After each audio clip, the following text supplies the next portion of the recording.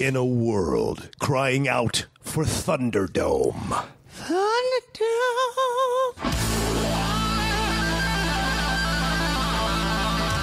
The fans have spoken.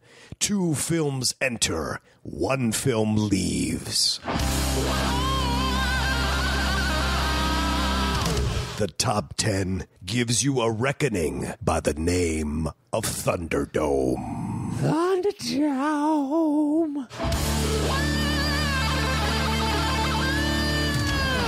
Brought to you by the Schmoes Know Network. Take it away, boys.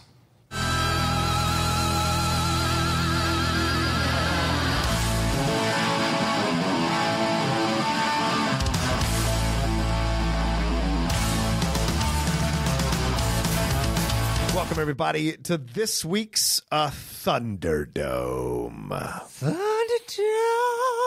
I am John Rocha. I am Matt Knost. This is the Top 10 show, and thank God we finally get another Thunderdome. It's been a while. Yeah, you know what? Let's lay off the Blunderdomes for a bit. Well, they're supposed to be Blunderdomes every few months, not like back to back to back. I get that the fans get a sick joy out of fucking with us, but at some point we hit the wall where it's like, you know, I don't want to watch Kazam. That kind of thing. Yeah, no, I don't mind a Blunderdome, like basically in kind of a rotation. Right. I don't know how we assign that unless we take that out of their hands, but I don't want to do that. We can't do that. Yeah, I want them to basically listen to the show, figure out the ebbs and flows. Right. Hey, we've had a bunch of Thunderdomes lately. Let's throw in a Blunderdome. Yeah. Sure. But when everybody gets gleeful pleasure of like, let's put up these 2 shit movies, we understand that. Oh, yeah, sure. But to have to consistently do that every week and going, fuck, man. Yeah. You're going to wear us out. Yeah, now I got to, like, it could get to a point where if we were doing nonstop Blunderdomes, then Thunderdome would end. Yeah. I think. And I hate to break it to you, Matt. Blunderdome would end for me, that's for sure, if we did that. Well, okay, that's the more apt descriptor. Right. Once we kill Thunderdome, Blunderdome, there's no need for it to exist. Yes. So you guys have a treasure in your hands. Stop mishandling the treasure. But be judicious in your use of your voting right. Yeah, very well said. There's only very well said. 40 of you right now every month, something along those lines, that have an opportunity. So we are speaking to the 40 of you. The 40. That thankfully support us on Patreon. Yes, thank you. Appreciate that. If you'd like to do that, go to patreon.com/the top 10 show. Number 10. Oh, pardon me. Is it or just the top 10? The top 10. Yeah, it's the top 10 just with the number 10. Right. The show one is for Facebook. Right.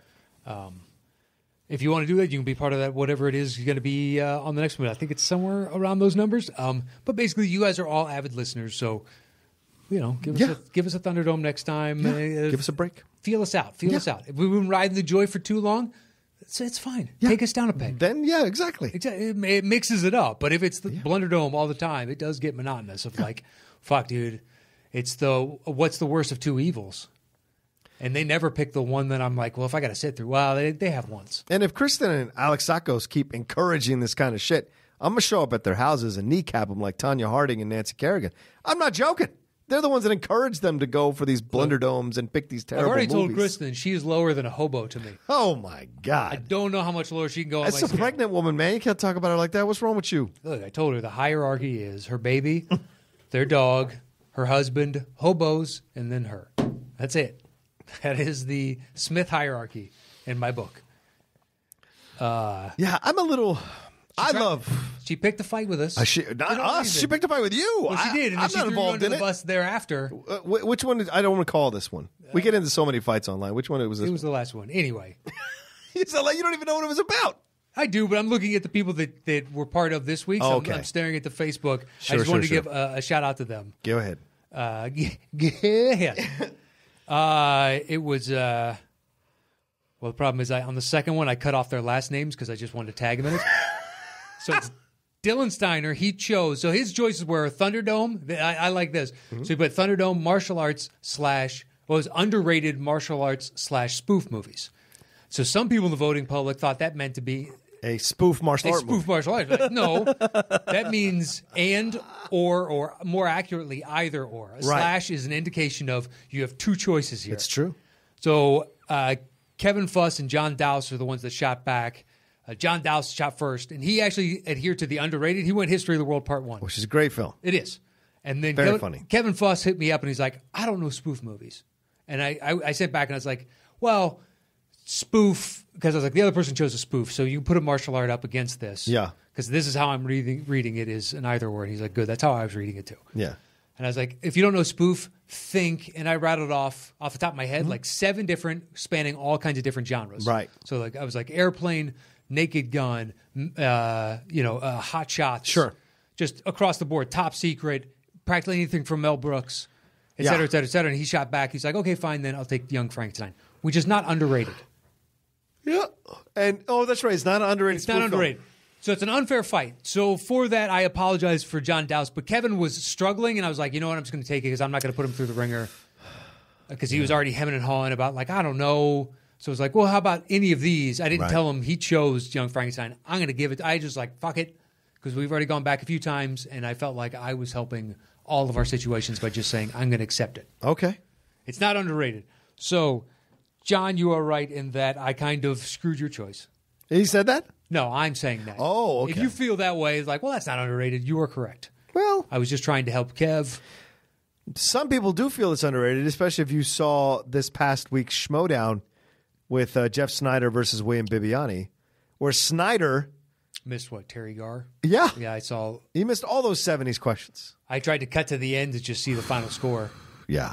And, the only one I would have needed multiple choice was Jerry Reed. I was like, I think it's Jerry Reed. Oh, I knew Jerry Reed. I don't think I've ever seen a movie start to finish in one sitting. Oh, really? I've seen, because it's... Oh, Smokey and the Bandit. Yeah. Yeah, it's not a good movie, dude. It's not on for me. repeat on like TBS Yeah. for a long time. It's not my jam. I've seen it. Right. Start to finish all in one sitting? No. It never captured, but I've seen 20 minutes here, 45 there, 30 here. Like I've seen the movie more than once, well, technically. That's the hidden truth about my Burt Reynolds fandom is that it's only a few films. He's not my guy. Yeah, it's only a few films. I like Longest Yard. Sure. That's a good film. And there's not many other ones beyond that I would say are great films. Like the Cannonball Run films are fun, stupid films. It's weird to me that he was... And, of course, Boogie Nights. The symbol of male machismo. Oh, yeah. That's like, it baffles me. For 3 or 4 years, he was the #1 box office star in the world. That's like crazy talk to me. Whoever he wanted, I don't get it. And then he dated Lonnie Anderson for like 15. Lonnie Anderson was so hot in WKRP in Cincinnati. It was like, you have hit the jackpot, my She friend. never did anything for me either. You're insane. You're an insane person. I mean, I get that she's an attractive person. I'm not saying she's ugly. Right. She was just, there's a million celebrities to choose from. She's just one that doesn't. Okay. Oh, if you want a big boobs on a blonde, I'll say Dolly Parton over. Whoa. No. That's okay. Lonnie carried it. Well, anyway, let's not get into that. We're going to walk down Look, it was the 80s. A dangerous path. That's probably what the casting people were saying behind the scenes. Probably. And worse. And worse. Yeah. Way worse. That's the clean, sanitized version. That's true. This is the Sunday morning Thunderdome version. Young Frankenstein won, also directed by Mel Brooks. Yeah, it was a landslide, and unfortunately I knew it was going to be, but History of the World Part 1 was pitch perfect for an underrated spoof. Yeah. And, but what's it spoofing? History films? What's it spoofing? Because it's spoofing history. Yeah, history. So I don't know if it's a spoof, because a spoof is making fun of something that is it's an established actually in existence. Sure. So it's spoofing human history. Okay. How does that not fit the definition of a spoof? It's too broad for me.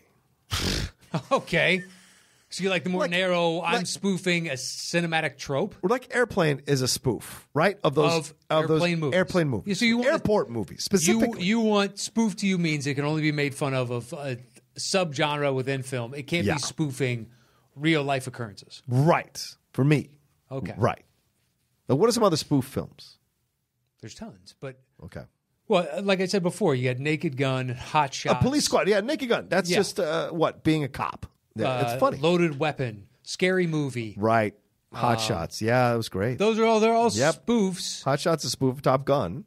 Scary Movie is a spoof of horror movies. Yeah, Naked Gun is a spoof of procedural TV shows. Right. Procedural TV. I love Naked Gun. So do I. I was kind of hoping like Naked Gun 33 and a Third, I think, is my favorite of the two. The final insult? Yes, because it is the final insult. And I don't mind 2, but they're trying to recapture, and 3, they're just like, fuck it. And you're like, you know what? I kind of appreciate the fact that you can't recreate the magic of 1. Right. He's just owning up to the fact that this is never going to be as good as the first. So it is the final insult. Yeah. Spoof's not easy, though, man. It's tough to do a spoof. Well, it is. To do it artfully? Yeah. Spaceballs is a great spoof. I think Spaceballs is funny. Oh, I hate Spaceballs. What? I hate Spaceballs. Would that have been underrated if that had been a nominee? I would have had to confer underrated with you as to whether or not that counts for a Thunderdome. I will say this. Rick Moranis in it Oh, because you'd have called it a Blunderdome. Yeah. Rick Moranis in it is nothing short of sublime. Rick Moranis is not in it. Oh, no. Rick Moranis, Dark Helmet. Right, that's right. Yeah. Sorry. Spaceballs. Sorry, I was thinking Mel Brooks as Yoda. My bad. Go ahead. No. Yogurt, rather.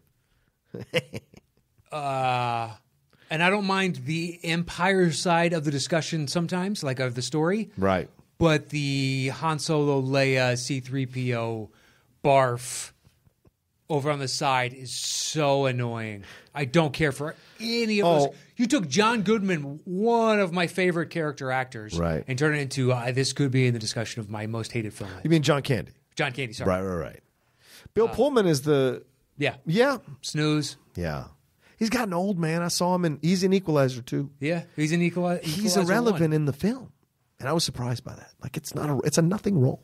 And I was like, what are you doing in the film? What's her name that was on Melrose? Snooze. Joan Rivers. Snooze. Oh, Daphne Zuniga. Yeah. Okay. And fair enough. I can't. The people that hold it up, I'm like, no. Right. You take Moranis out of that movie, there's no jokes. I agree with you completely. He brings everything to life. Yes. Smoke him if you got him. Yeah. This is a great... I see your Schwartz is as big as mine. Yeah, we've been jammed. He makes that into a good joke. Yes, he does. Like over and over and over again. That fucker needs to come out of retirement already, man. I hope so, but I applaud his reasons for having given it up. True. That's true. Not a lot of people in Hollywood would. Anyway, Young Frankenstein won, so we should talk about this. Well, Young Frankenstein. Frankenstein and Igor. This is just... they told me it was Igor. Oh, they're wrong, weren't they? Walk this way. Listen, let me tell you something. There's not a lot of comedies that my mother and my dad and I could watch together and enjoy. Because just 3 different comedic sensibilities. Young Frankenstein, the 3 of us it's got a little for everybody. Loved. I mean, loved, man. Yeah, it's right, because if you watch those old films, you get the spoof that they're spoofing, which is like the old Frank Whaley films or Frank Whale films. Anything with Dracula. Wolfman, all that stuff. Yeah, just brilliant. The set design and is obviously perfect. Yeah. And the cinematography is it looks exactly like a movie that was made in 1942. Yeah, it really does. It's impressive. Even the angles that Brooks shoots the films at are exactly the same angles that you would see in those films when you watch them on like a Saturday afternoon or whatever, on whatever your local television station was growing up. Because the tight close-ups that are just off the center, that kind of stuff he loved. They loved shooting back then, and to up the weirdness of the film and all that jazz. And Mel uses the fog, all that stuff, and the jokes are just... The jokes are so strong. Dude, the jokes are great. So strong. Like, at certain points, like, not everything gets me. And there are aspects of it that they speak to a different genre. Like, not too much longer after this is when Steve Martin got huge. Yeah. And it's like anti-comedy, ironic about the process and the artifice of stand-up and everything else. It was hitting a certain point within culture. So there are some aspects of that where maybe it was percolating and coming up. Yeah. And it blossomed to someone doing that. So those aspects of the comedy at times don't speak to me. Okay. I didn't live through it, but they're... You know what? That's a small subset of the various different... Some of them are sight gags. Yeah. They're really good. Others are just specific wordplay jokes. Yeah. When he's got the corpse hand out and the officer walks up and asks him what he's doing and he's trying to believably make a dead man's hand look like his. And it kind of works. But they're not really... Like, they could take that scene and make it... Blow it out. Wildly absurd. Oh, yeah. Wildly. And it would be easy to have done. Yep. Like, we need to go really broad with this. Like, it's kind of... They don't. They take it right to the level. Yeah, they do. Where it's you could conceivably believe that this is happening. Yeah. And this is 1971 or 72. Something like that. I used to think it was an 80s film, and I think because I discovered it in the 80s. Did this come out the same year as Blazing Saddles? Good question. Let's... I want to say it did. Let me take a look. Which, to put out 2 seminal comedic movies. Oh, look, Mel Brooks' 70s stuff is way better than Mel Brooks anytime after the 70s. Well, it's just, he'd been allowed now to take chances and figure out, and you get to tell all the stories you want to tell. Same year, 1974. Yeah, Frankenstein and Blazing Saddles. Pretty incredible. I don't think he hit the apex as a director after those two. Those were his top two movies, in my opinion. I know people like The Producers. People defend Silent Movie or High Anxiety or History of the World, but for me, those are the two that are his greatest achievement in 1 year. Is the most complete story. Yeah. Yes. The others sometimes feel like scenes cobbled together. Especially History of the World. Yeah. Well, it even does it with Blazing Saddles for me. Yes. There's a Bugs the whole Bunny, Cowboy Slim Pickens stuff. Yeah, that was completely nothing to do with the main story or anything. And the toll booth thing. Oh, yeah. Just this absurd little scene right in the middle of it's lampooning what I have no idea. Yeah, it's true. That's true. Yeah. Whereas Frankenstein this is the arc of character starts here, it ends here. And it's and Gene Wilder, to his credit, really gives layers to this character and the struggle he's going with, because he does not want to carry the burden of the Frankenstein name because of what it insinuates. But I love that. But then he eventually comes over so quickly, and yet you believe it. Yeah, of course, because it's Gene Wilder. He's such a good actor. He goes from just pure skeptic to he's looking for the library, looking for his whatever uncle or grandpa or whatever the relation it is, secret library, and then he finds it. It's his great grandfather, yeah. And they cut to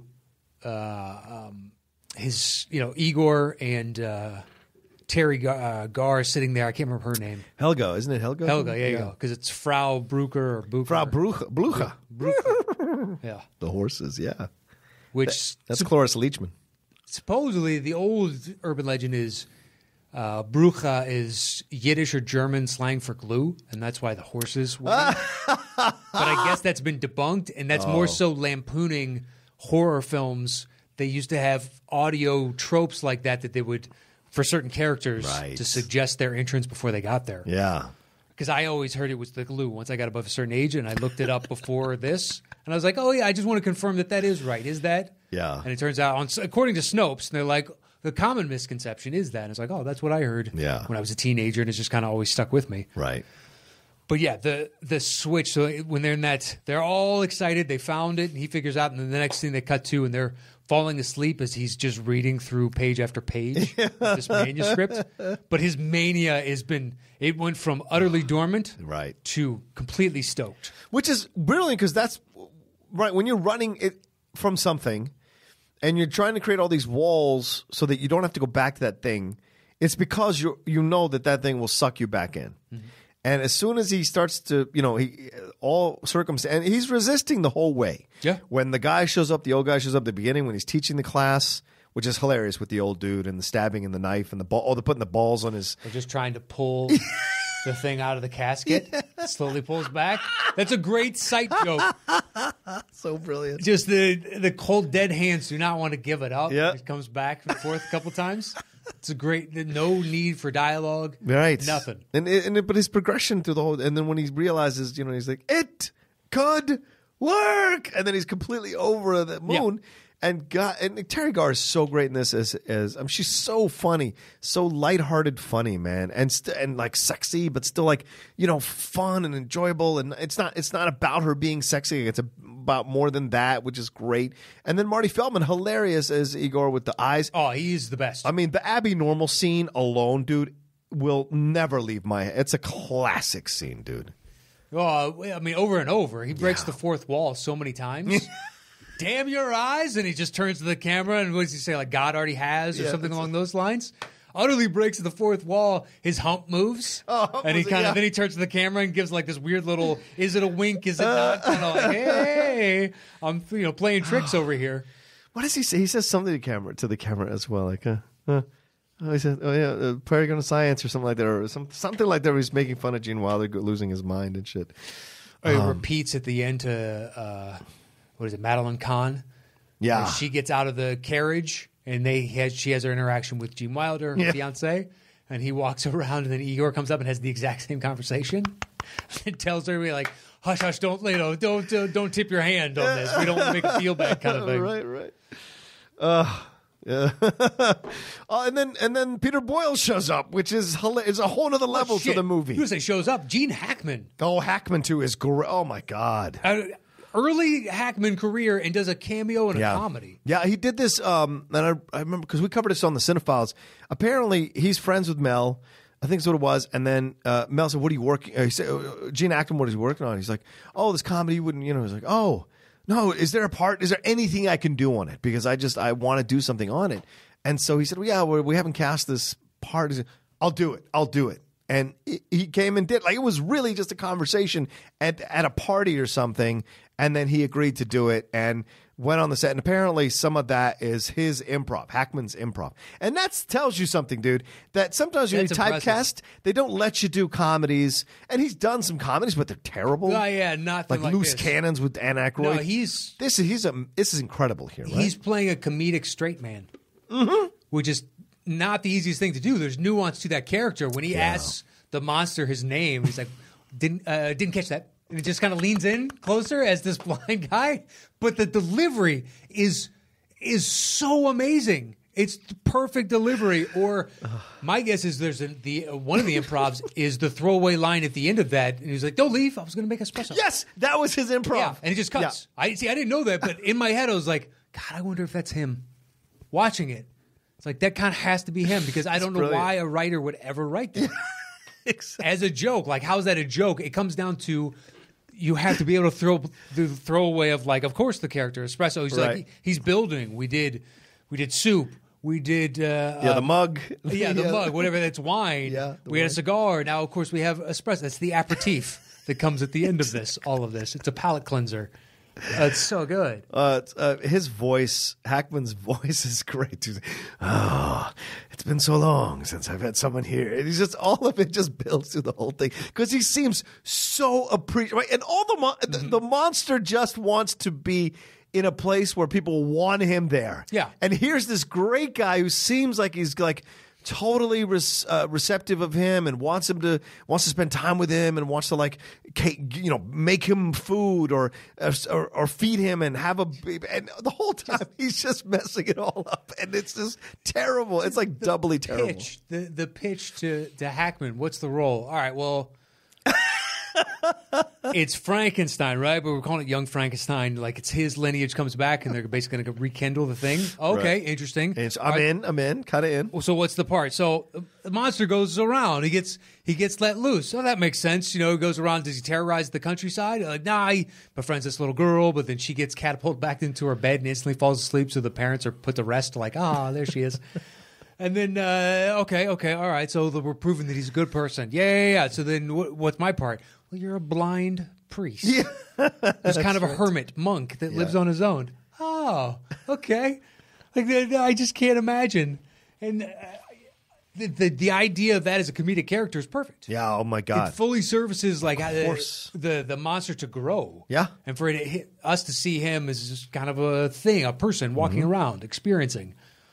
Just that movie's like, that is my, I think, favorite of Brooks. Oh, absolutely. Absolutely. I think it's just the most complete of an idea. Yeah.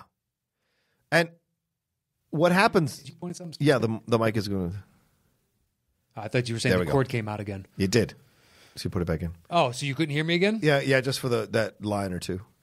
Yeah, and then Wilder's so committed to playing the character. He's so committed to whatever scene is happening. He's so earnest, he wants it to work so bad that he becomes like a sympathetic character in this strange spoof comedy that you actually care about because he's trying to figure this thing out. He really wants it to work. And this, like that scene with putting on the Ritz, with, like, he really wants to kind of, in his naivete, get Frankenstein over with the crowd. And so he teaches them to do, like, a child. He teaches them to do putting on the Ritz. Yeah, song and dance. Yeah, song and dance. And at first, it's working. It's really great. All of that works. Dolores. That's right. And then it goes haywire. And it's very King Kong-ish, where, like, they wheel out King Kong, and all of a sudden they take too many pictures of fly. He flips out, starts ripping the thing. It's the same thing. He sees fire, flips out. The audience runs out in the street going crazy. And Wilder tries to keep him in by trying to keep the dance going, and it's not working. It becomes a whole thing. Chastises him. You're making me look like a fool. Yeah. It's just brilliant. That's the moment where the first time you're watching it, and you're like, "What year is this movie?" Right, of course, it's anachronistic as hell. Yeah, yeah. It's certain points. It's medieval, Europe and Transylvania. Of Christ. And then where would you have putting on the Ritz in the middle of Transylvania at that time? But then the Gestapo. Oh yeah, head that of guy. Police is this weird Nazi influenced police officer. Yeah. So then this is post World War II. Is it though? Is it? But everybody's going around in horse and buggy and carriage. Yeah. Okay, but we see in the beginning of the film that he's like at a university teaching, so it looks like modern day-ish, like 1950s kind of. Right, maybe. Which makes sense on some level for putting on the Ritz and post-World War II German, influence stereotypes kind of thing. But none of the rest of it is like, okay. Yeah. But you don't mind. It only adds to the humor within it. Well, and that's that thing of also the idea of the hometown kid going off and getting education at the big city with the college. When he comes back, he's still the hometown kid. No matter what his education level is, he's still the foundation, and that's what these villagers that are easily influenced. All of that. It's it's an allegory there in that way, like the difference between going out into the world and seeing how the world really works versus when you come back and it's the little things that scare. It's fear drives everything, and you see that in the movie. Everything is driven by their fear of this creature, and then he has to switch half a brain with the creature and blah blah blah.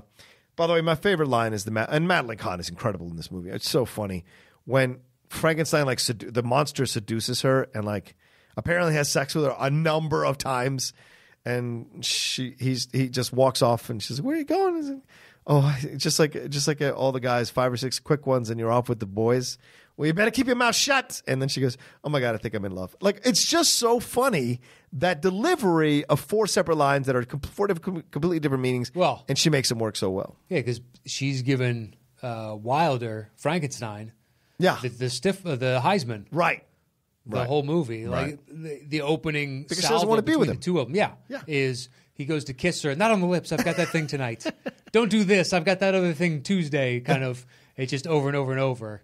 She's with you out of convenience until something else better comes along. Exactly. And that thing happens to be the monster you create. Right. Exactly. And give part of your consciousness too. Right. Yeah. Which is very funny, and the way it ends up in that way is good too, and it kind of serves the story because so I think the best men are the ones that can have that intelligence, but also understand their primal nature and be able to access both when they need to. I always think that.